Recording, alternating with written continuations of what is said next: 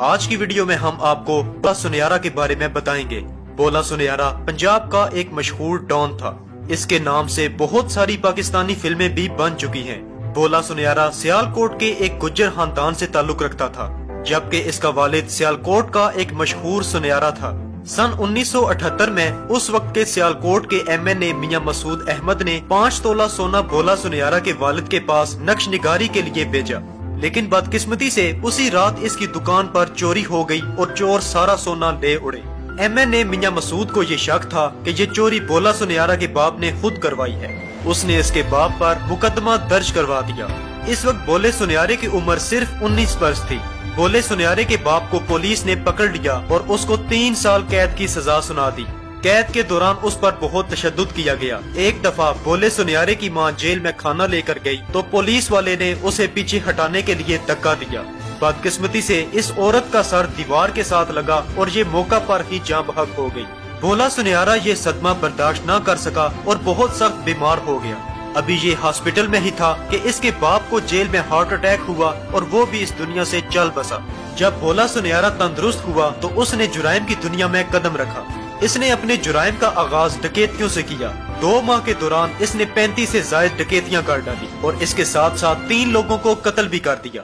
بولا سنیارا نے اپنے باپ کا بدلہ لینے کے لیے ایم این اے میاں مسعود کو جان سے مارنے کی دھمکیاں دینا شروع کر دی، جبکہ ان دھمکیوں کے ڈر سے میاں مسعود احمد 15 سے زائد گارڈ اپنے ساتھ رکھتا تھا۔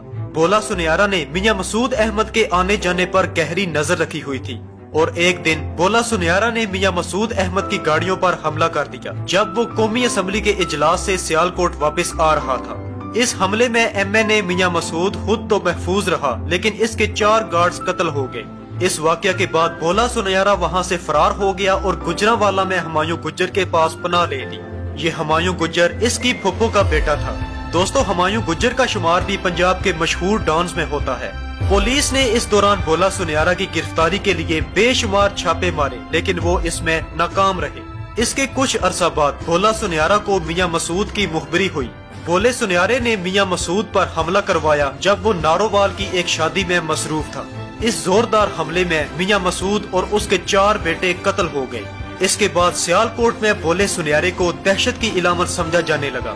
ایک دفعہ بولا سنیارا اپنے والدین کی قبر پر فاتحہ خوانی کے لیے آیا تو اس کی مخبری کسی نے کر دی اور پولیس نے اسے گرفتار کر لیا۔ گرفتاری کے 24 گھنٹے بعد بولا سنیارا جیل سے فرار ہو گیا۔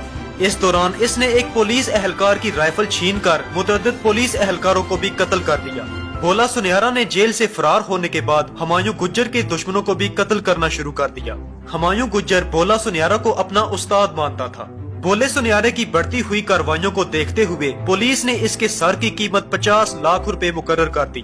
ایک دفعہ یہ شخص قصور میں موجود تھا تو اس کی مخبری ہو گئی۔ پولیس نے اسے چاروں طرف سے گھیر لیا۔ بولا سنیارا اپنے ساتھ جدید اسلحہ اور گولیوں سے بھرا بیگ رکھتا تھا۔ جب اس کو پتا چلا کہ پولیس نے اسے گھیر لیا ہے تو اس نے کراس فائرنگ شروع کر دی۔ یہ کراس فائرنگ تقریباً 3 گھنٹے تک جاری رہی۔ اس فائرنگ کے دوران پولیس کے 2 ڈی ایس پی اور 3 اہلکار قتل ہو گئے، جبکہ بولے سنیارے کی ٹانگ پر گولی لگی اور جب اس کی گولیاں ختم ہو گئی تو اس نے گرفتاری دے دی۔ جب اس بات کا علم آئی جی پنجاب کو ہوا تو اس نے بولے سنیارے کو قتل کرنے کے احکامات جاری کر دیے۔ اس کے بعد بولا سنیارا کو ایک جنگل میں لے جا کر وہاں اسے بھاگنے کا کہا گیا۔ اس کو پولیس کی طرف سے بھاگتے ہوئے 5 گولیاں لگیں، لیکن وہ ذاتی طور پر یہ شخص بھاگنے میں کامیاب ہو گیا۔ اس واقعے کے 2 سال تک بولے سنیارے کی کوئی خبر نہ آئی۔